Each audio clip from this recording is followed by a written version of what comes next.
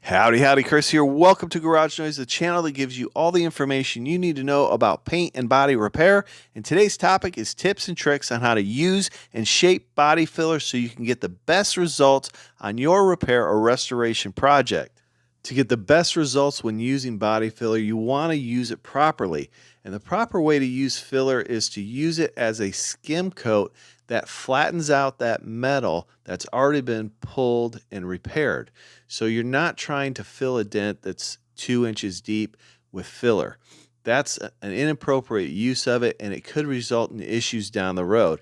A body filler repair will last the lifetime of the vehicle if it's done properly by the manufacturer's specifications.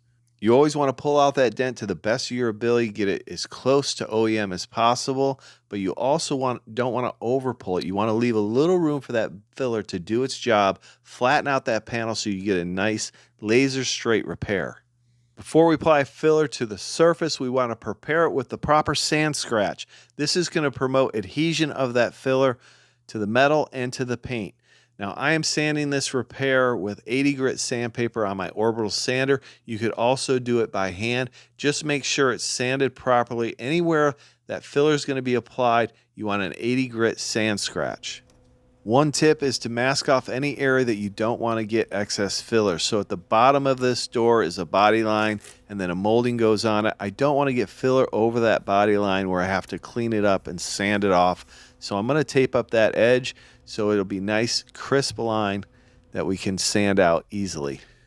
When mixing up your filler, you want to have a clean board. You want to use a metal, plastic, or a paper sheeting to spread your body filler. You want to fold your filler in until it's all one uniform color. So you fold it in, flatten it out. That's going to press out any air that's in that filler, help eliminate pinholes when you're applying your filler.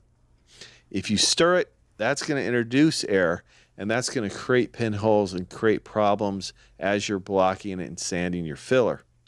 A tip for working with filler on a hot day is once you have it mixed up, flatten it out on your palette. That's going to help it to be cooler, and it's not going to kick as quick, and you'll have more working time to spread that filler. It's not really recommended to use cardboard to mix your filler. It can be coated with chemicals or waxes that might cause issues with your filler. It also has like little fibers that can get in your filler and cause issues. So it's up to you, but it's just a better idea to use a steel or plastic or even paper palette. On the first coat, you want to apply a tight coat where you press it into the panel. This is going to promote adhesion of the filler to the metal or the paint. Don't try to apply too much filler on your first coat. We just want to introduce that filler to the surface, get it to adhere, and then on the second coat, we can build it and get it to fill those low areas that we want to fill.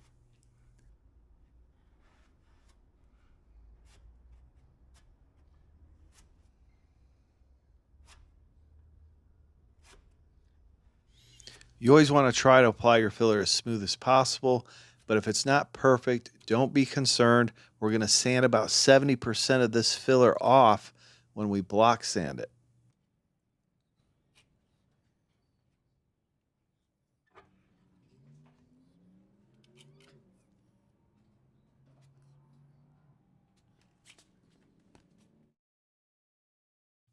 A handy and inexpensive tool to use when shaping your body filler is a body filler rasp.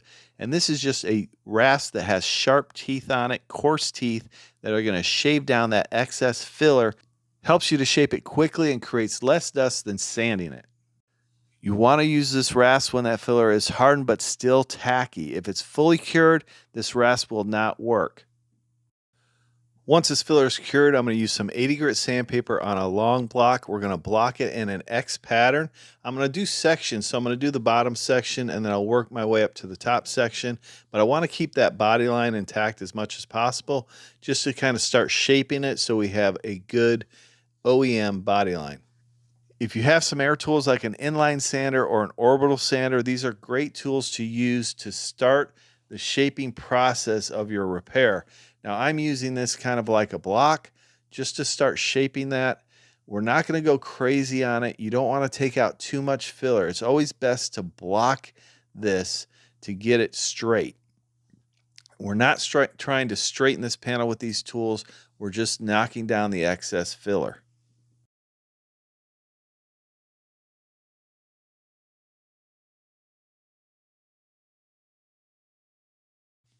A guide coat is a great tool to use to identify any low areas in your repair. This is a powdered guide coat. It's a charcoal-based guide coat that's going to cover the surface, and then when we start blocking it, it's going to expose any low areas in our repair. You can see I have a low area here. I'm going to add some more guide coat, and then we're going to move over to a firm, long block with some 80 grit sandpaper to continue shaping this panel. When blocking, you want to use a block that's going to cover the most surface area possible while still allowing that block to lay flat on the panel. You want to block in a X pattern or a crosshatch pattern, so you want to block in different directions. This is going to give you the best results to get this panel straight. After blocking out the first coat, I see that I have some low areas that we need to fill. We're going to add another coat of filler. I've created a body line here because this has like a natural ridge on this panel, and it goes down all the way to the bottom of the door. So I'm going to create that, then we'll pull the tape and we'll fill the low areas in the rest of the repair.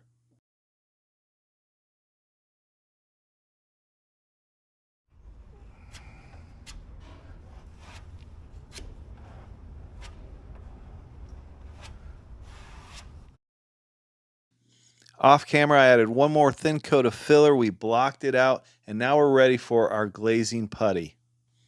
You don't have to use glazing putty, but I prefer to because it's going to help fill any deep scratches that I might have missed, because we're going from 80 grit to 180 to 320 and then primer. Glazing putty is a really thin, smooth filler that's easy to sand.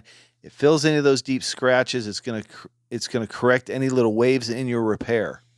I'm going to sharpen up this body line a little bit by adding a piece of tape right on that body line, and then we're going to add our glazing putty right up against that tape, pull the tape, and then we can block and have a guide to where that body line is supposed to be.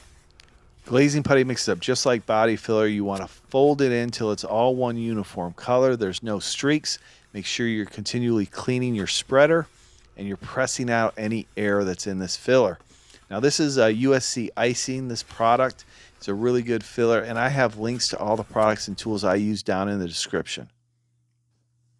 Now you want to lay this glaze in as smooth as possible because we're getting close to our finished product, and we're going to block this with 180 grit sandpaper.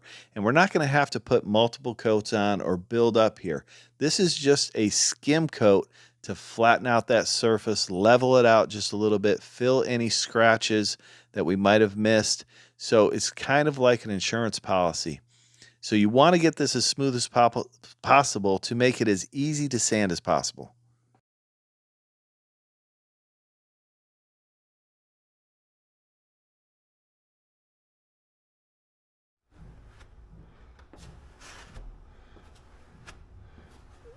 I'll add a little guide coat, and then we'll block sand it out with 180 grit sandpaper and then 320 grit sandpaper, and then we'll be ready to prime and prep this out for paint.